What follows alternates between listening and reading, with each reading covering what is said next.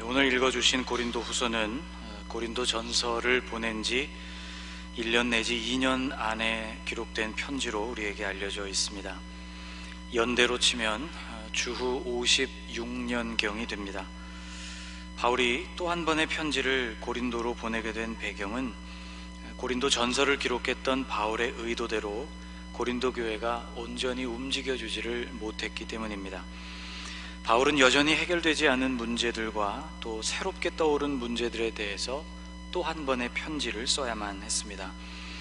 당시 고린도 교회 공동체를 힘들게 했던 문제 가운데 하나는 거짓 사역자들이었습니다.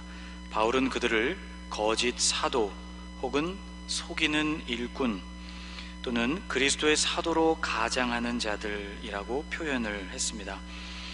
이들은 고린도에서 바울이 전파한 바 없는 다른 예수를 전했던 이들입니다. 또 그들이 경험했던 성령이 아닌 다른 영을 받게 하려고 했던 자들이죠. 또 바울이 전했던 것이 아닌 다른 복음을 그들에게 전하려고 했습니다. 바울이 복음으로 열심히 기반을 잘 닦아 놓았음에도 불구하고 이런 일이 고린도 교회 공동체에 가능했던 이유는 이 거짓 사도들이 아주 교묘한 방법을 썼기 때문입니다.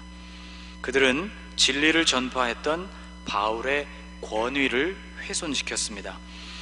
그들은 바울이 사도로 부름받은 적이 없다는 것, 그리고 사도로서의 자격도 없다는 것을 비판했습니다. 사실 바울은 12명의 제자 안에 들어가지 않는 인물이죠. 예수님의 십자가와 부활 사건 그 이후에 뒤늦게 부름을 받은 인물입니다. 또 바울의 대적자들은 바울이 고린도 교회와 계속해서 관계를 맺는 이유가 그들로부터 어떤 이익을 취하기 위해서라고, 그들을 이용하는 것이라고 고린도 교인들을 설득했습니다. 이렇게 바울의 권위가 훼손되기 시작하면서 그가 전했던 복음의 가치 역시 타격을 입게 된 것이죠. 그래서 바울은 부득이하게 자신의 사도됨을 설명해야만 했습니다. 또 동시에 고린도 성도들을 향한 자신의 진실함이 무엇인지를 변호해야만 했습니다. 고린도후서 10장 이후로 바울은 그래서 자신의 사도권과 그리고 진실함에 관해서 아주 적극적으로 변호하고 있는 모습을 보게 됩니다. 오늘 보면 1절에서 바울은 부득불 바울이 자신에 관한 내용을 그들에게 말하지 않을 수 없다는 고백을 하고 있습니다. 무익하나마 내가 부득불 자랑하노니 주의 환상과 계시를 말하리라. 바울은 자신이 경험한 환상과 계시를 말하려는 이러한 시도가 대단히 어리석고 위험한 것이라는 것을 알았습니다. 그러나 거짓 선지자들이 스스로를 자랑하면서 바울과 또 바울이 전한 그 복음의 권위를 비방하고 있으니 어쩔 수 없이 자랑을 좀 해야겠다고 한 것이죠. 바울은 자신이 스스로를 자랑하게 된다면 분명히 어리석은 자가 된다는 것을 잘 알았습니다. 그러나 어리석은 자가 되더라도 고린도 성도들이 거짓 사도들의 말에 현혹되는 것을 막기 위해서는 그렇게라도 해야만 했습니다.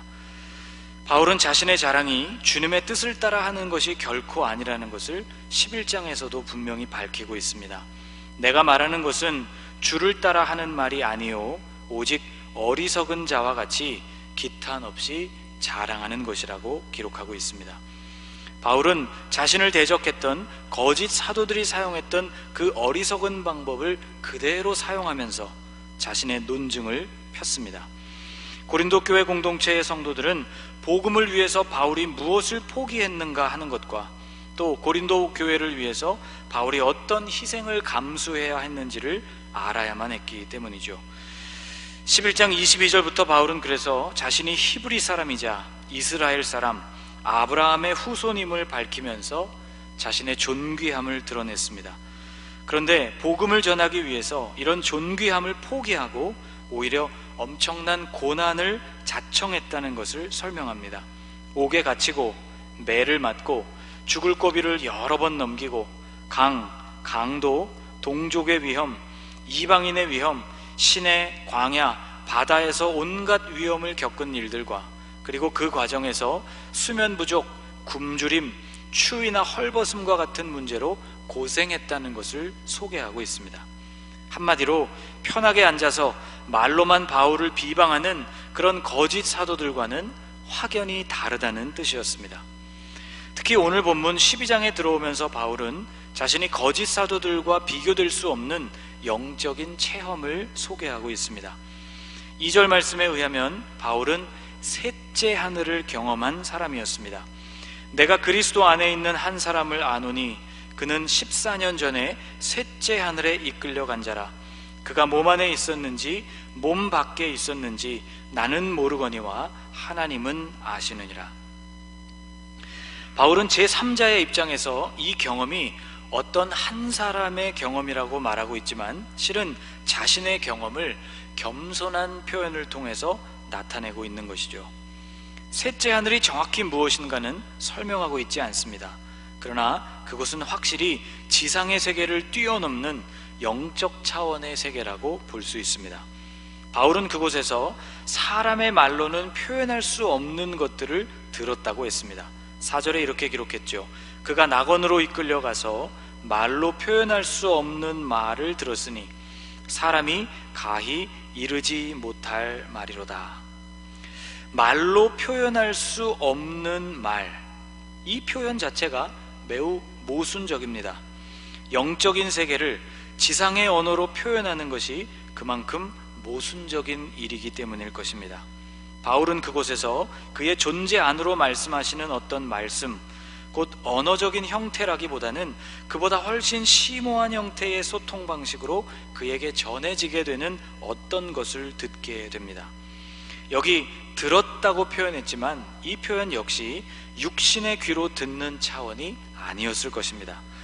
이런 영적 체험을 공개하고 있는 이유는 바울에게는 바울의 대적자들이 따라올 수 없는 영적인 깊이가 있었다는 것을 알리기 위해서였습니다. 그러나 결과적으로만 본다면 이것은 바울 스스로에 대한 자랑이었습니다. 사실 바울 자신의 말대로 이것은 어리석은 자랑이었죠. 실컷 자랑을 해놓고 뒤에 와서 주워 담는 것 같이 느껴지는 느낌도 듭니다. 그런데 바울이 부득불 자랑한 이러한 내용들은 정말 절제하면서 자랑한 것이 아닌가 하는 생각이 듭니다. 아마도 그의 자랑은 그가 자랑할 만한 내용들 중 극히 일부였을 것이기 때문이죠. 고린도 공동체가 거짓 선지자들의 말에 현혹되는 것을 막기 위해서 바울은 이렇게라도 해야 했다는 그 절박함이 우리에게 느껴집니다. 이렇게 바울은 거짓 사도들이 절대로 감당하기 힘든 희생과 또 거짓 사도들이 절대로 따라올 수 없는 영적인 깊이를 가진 존재였습니다. 그런데 바울은 지금까지 이렇게 그가 고백한 자랑의 내용들이 사실상 위험한 자랑이라고 했죠. 두 가지 측면에서 그랬습니다. 첫째로는 다른 사람들에게 위험했습니다. 사람들이 이런 내용을 듣게 되면 바울을 대단한 사람으로 생각하게 될 위험이 있었습니다. 그래서 6절에 이렇게 기록하고 있습니다. 내가 만일 자랑하고자 하여도 어리석은 자가 되지 아니할 것은 내가 참말을 함이라. 그러나 누가 나를 보는 바와 내게 듣는 바에 지나치게 생각할까 두려워하여 그만두노라. 바울을 보고 바울에게서부터 듣는 사람들이 그의 체험에만 집중하게 되면서 바울을 지나치게 큰 존재로 인식할 위험성이 있었다는 것이죠. 둘째는 사람들에게뿐만 아니라 바울 자신에게도 위험했습니다. 이런 자랑은 바울 스스로도 자신을 대단한 사람으로 여기게 되는 교만으로 치우칠 염려가 있었기 때문이죠. 여기서 바울은 갑자기 화제를 바꾸게 됩니다. 그리고 지금까지 자랑한 것들 이외에 진실로 그가 자랑할 만한 것이 따로 있다고 이야기하고 있죠. 존귀한 사람이었음에도 틀림없고 그가 체험한 그 놀라운 체험도 사실이었지만 바울이 진실로 자랑하고 싶은 것은 따로 있다는 말이었습니다.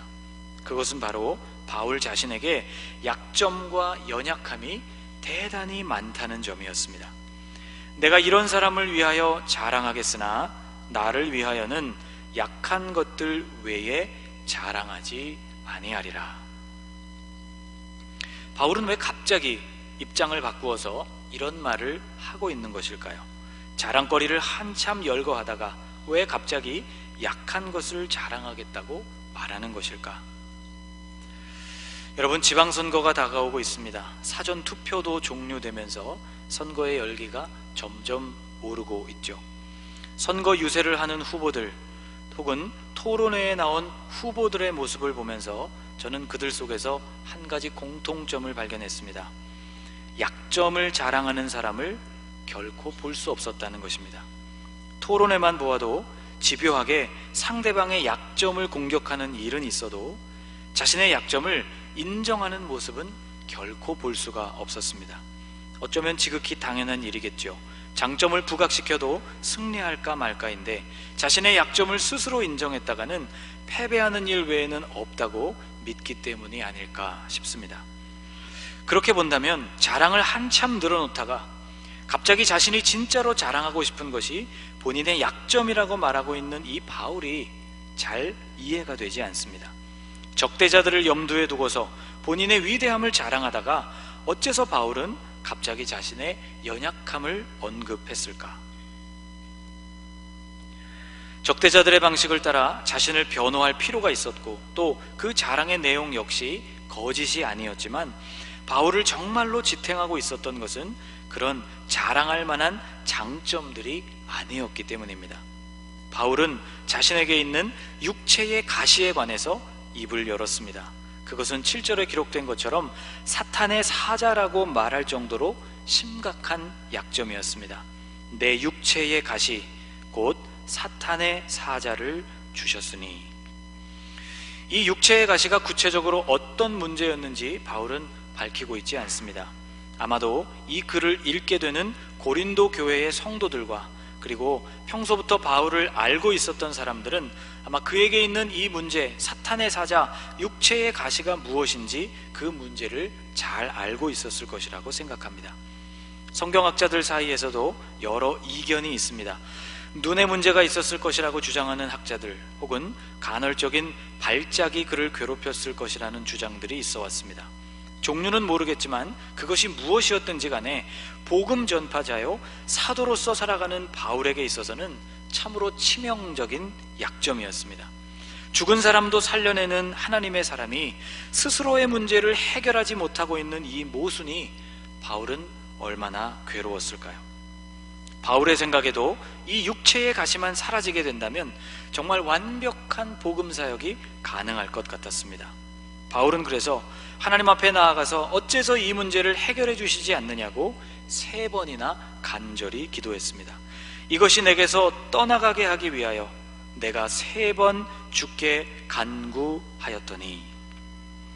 그런데 그에게 하나님은 이렇게 말씀해 주셨습니다. 내 은혜가 내게 족하도다. 이는 내 능력이 약한 데서 온전하여짐이라 하신지라. 그러므로 도리어 크게 기뻐함으로 나의 여러 약한 것들에 대하여 자랑하리니 이는 그리스도의 능력이 내게 머물게 하려 함이라. 하나님께서는 당시 바울이 잘못 생각하고 있었던 한 가지 사실을 깨우쳐 주셨습니다. 온전함이란 모든 것이 완벽할 때 나타나는 것이 아니라는 진리였습니다. 온전함이란 사람이 완전해서 이루어지는 것이 아니고 하나님께서 친히 완성해 주시는 것이라는 진리였습니다. 사람이 모든 면에서 완전하게 채워져 있다면, 그래서 하나님께서 개입하실 여지가 하나도 없다면 그는 오직 사람이 가진 능력 안에서만 움직일 뿐입니다. 그러나 채워지지 못한 불완전한 부분들을 하나님께서 채워주신다면 오히려 그 불완전했던 부분들이 더욱 강하고 완전한 능력을 발휘하게 되는 것이죠. 자동차를 실험적으로 개조하는 TV 프로그램을 본 적이 있습니다. 외국에서 제작한 TV 프로그램이었는데요, 오래된 중고차를 매입해서 최고의 속도가 날 수 있도록 다시 손보는 사람들의 이야기를 소개하는 프로였습니다. 겉으로 보면 오래된 중고차 그대로였지만 전문가들의 손길을 통해서 그 내부가 완전히 새로운 부품과 기술들로 채워지는 일이었습니다. 자동차가 생산될 당시의 치명적인 결함과 약점은 새로운 부품이 적용되기 시작하면서, 그리고 새로운 기술이 적용되면서 오히려 무서운 장점으로 거듭나게 되는 것을 볼 수 있었습니다. 여러분, 우리의 연약함 혹은 우리의 부족함은 그리스도의 능력이 머물 수 있는 공간입니다. 바울은 이는 그리스도의 능력이 내게 머물게 하려 함이라고 고백했습니다. 여기 머물게 하려 함이라, 머문다 라는 헬라어 동사는 원래 장막을 편다 라는 의미를 가진 동사입니다. 그렇다면 이런 도식이 성립하죠. 공간을 만든다는 의미입니다. 즉 불완전한 부분이 많으면 많을수록 하나님의 개입은 훨씬 더 폭넓어지고, 그러면 우리가 더 온전한 존재가 될 수 있다는 고백인 것이죠. 그래서 바울은 자신이 약하면 약할수록 도리어 강해진다고 고백했습니다. 이는 내가 약한 그때의 강함이라. 오늘 본문에는 약하다는 말이 5번이나 반복해서 사용됐습니다. 5절에 한 번, 9절과 10절에 각각 2번씩이나 사용되고 있죠. 다시 말씀드리지만 약한 데서 온전해질 수 있는 이유는 그 약함을 인정하는 그 공간만이 하나님의 능력으로 채워질 수가 있기 때문입니다. 강한 무엇인가로 이미 채워져 있고, 그래서 다른 것이 간섭할 여지가 주어지지 않는다면 그것은 그저 나의 강함일 뿐이죠. 그러나 약하고 비어있는 그 공간이 하나님의 능력으로 채워질 수 있다면 그것이야말로 전체를 더욱 온전하게 만드는 결과가 되는 것입니다. 사랑하는 여러분, 나의 약함은 무엇입니까? 무엇이 여러분을 좌절하게 만듭니까? 이것만 해결된다면 더 바랄 것이 없다고 느끼고 있는 그 부족함은 무엇입니까? 여러분이 하나님 앞에 나아가서 간절히 구하고 또 구하는 그 문제가 무엇입니까? 어쩌면 그 연약함은 하나님의 능력, 그리스도의 능력이 우리 안에 머물 수 있는 유일한 공간인지도 모릅니다. 그러므로 우리는 바울과 같이 우리의 약함을 도리어 기뻐할 수 있어야 합니다. 우리에게 약함이 있다는 것을 우리는 도리어 감사해야 하는 것이죠. 여러분, 주님의 완전하신 능력과 위로가 여러분의 약함 속에 온전히 머무실 수 있기를 주님의 이름으로 축복합니다. 기도하겠습니다.